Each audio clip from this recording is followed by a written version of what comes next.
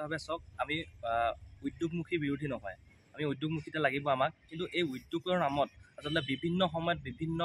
কেঁচাৰে হওক বা বিভিন্ন উদ্যোগিক প্ৰতিষ্ঠানে হওক বা অসমৰ বাহিৰৰ মানে বাহিৰৰ পৰা বা অসমৰে বিভিন্ন উদ্যোগে কি হয় আমাৰ এই অঞ্চলসমূহত আহি পেলাই তেওঁলোকৰ যিসমূহ তেওঁলোকৰ ফলপ্ৰসূভাৱে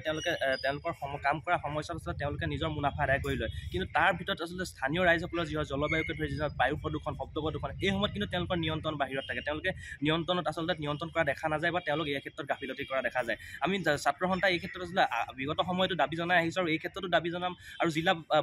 বন বিভাগলৈ আমাৰ আচলতে দাবী আছে যে তেওঁলোকে বিভিন্ন সময়ত আচলতে ইয়াত আহি পৰিদৰ্শন কৰিব লাগে পৰিদৰ্শন আহি তেওঁলোকে চাব লাগে যে কেনেকুৱা এটা মেইনটেনেঞ্চ থাকে এই উদ্যোগসমূহৰ বা কেঁচাৰসমূহৰ এটা মেইনটেনেঞ্চ থাকে সেই মেইনটেনেঞ্চটো তেওঁলোকে সুচাৰুৰূপে কৰিছে নে নাই ইয়াত থকা শ্ৰমিকসকলে আচলতে তেওঁলোকৰ শ্ৰম মৰ্যাদা সুচাৰুৰূপে পাইছে নে নাই এই ক্ষেত্ৰত আচলতে তেওঁলোকে দৃষ্টিগোচৰ কৰা উচিত আৰু কেঁচাৰসমূহৰ কথাও আমি যে তেওঁলোকে নিয়ন্ত্ৰণ কৰি নীতি বহিৰ্ভূতভাৱে যিসকল কেঁচাৰ ইয়াত কাম কৰি আছে তেওঁলোকক আমি দাবী জনাইছোঁ যে তেওঁলোকে অতি শীঘ্ৰেই এই ক্ষেত্ৰত আচলতে তেওঁলোকে সজাগ হ'ব লাগিব আৰু তেওঁলোকে উচিত নিয়ন্ত্ৰণৰ মাজেৰে আচলতে তেওঁলোকে কাম কৰিলে আমি উদ্যোগমুখী বিৰোধী নহয় আমি পুনৰবাৰ কৈছোঁ কিন্তু এই ক্ষেত্ৰত যদি তেওঁলোকে উচিত ব্যৱস্থা গ্ৰহণ নকৰে কিন্তু আমি বিভিন্ন পদক্ষেপ ল'বলৈ বাধ্য হ'ম আৰু অসম নাগালেণ্ড সীমান্ততো একাংশ ব্যক্তিয়ে উদ্যোগ প্ৰতিষ্ঠা কৰা দেখা গৈছে যিখিনি ডিছপুটেড এৰিয়া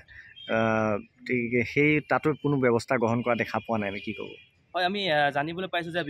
বিভিন্ন MV চেক্টৰ হওক বা বিভিন্ন এই চেক্টৰত হওক তেওঁলোকে দেখিবলৈ পাইছোঁ যে বিভিন্ন স্থানত আচলতে উদ্যোগ কিছুমান স্থাপন কৰি বা বিভিন্ন ধৰণৰ আচলতে উদ্যোগ প্ৰতিষ্ঠান কৰি তেওঁলোকে আচলতে কাম চলাই আহিছে কিন্তু তাৰ ভিতৰত কিছুমান কিন্তু নিয়ন্ত্ৰণ সম্পূৰ্ণৰূপে সুচাৰুৰূপে হোৱা নাই এই ক্ষেত্ৰত আমি দাবী জনাইছোঁ ছাত্ৰ সন্থাই আচলতে এইসমূহ সুচাৰুৰূপে নিয়ন্ত্ৰণ হ'ব লাগিব স্থানীয় ৰাইজৰ কোনো ওজৰাপৰি থাকিব নালাগিব আৰু স্থানীয় ৰাইজৰ লগতে আচলতে শব্দ প্ৰদূষণ বায়ু প্ৰদূষণত তেওঁলোকে এইবোৰ বাধা আৰু নোহোৱাকৈ আচলতে সুন্দৰভাৱে নিয়ন্ত্ৰণ কৰি এই সময়ত দৃষ্টিগোচৰ কৰিব লাগিব আৰু এই ক্ষেত্ৰত আচলতে জিলা প্ৰশাসন ধৰি বা জিলা বন বিভাগসকলে এই ক্ষেত্ৰত কিন্তু দৃষ্টি আৰোপ কৰিব লাগিব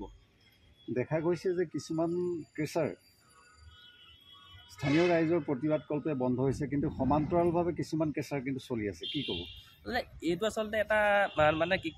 এইটো আচলতে ৰহস্যজনক কথা আচলতে বিভিন্ন ধৰণৰ আমি কৈছোঁ যে যিটো সময়ত আচলতে বিভিন্ন সময়ত আমি দাবীও জনাই আহিছোঁ যে কিছুমান কেঁচাৰ ক্ষেত্ৰত আমি ৰাইজৰ পৰা বা বিভিন্ন উদ্যোগৰ পৰা আমি আচলতে ৰাইজৰ পৰা আমি বিভিন্ন সময়ত আচলতে তেওঁলোকৰ অভাৱ অভিযোগো পাইছিলোঁ আমি নিজেও পৰিদৰ্শন কৰিবলৈ গৈছিলোঁ কিছুমান ক্ষেত্ৰত কিন্তু তাৰ পৰৱৰ্তী সময়ত আমি বিভিন্ন ধৰণৰ আমি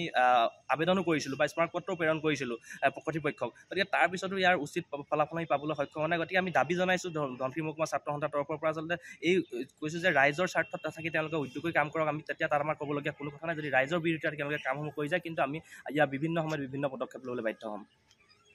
যিকোনো খবৰৰ বাবে যোগাযোগ কৰক 7099017330 লগতে 7099017110 নম্বৰত যিকোনো খবৰৰ বাবে যোগাযোগ কৰক 7099017330 লগতে 7099017110 নম্বৰত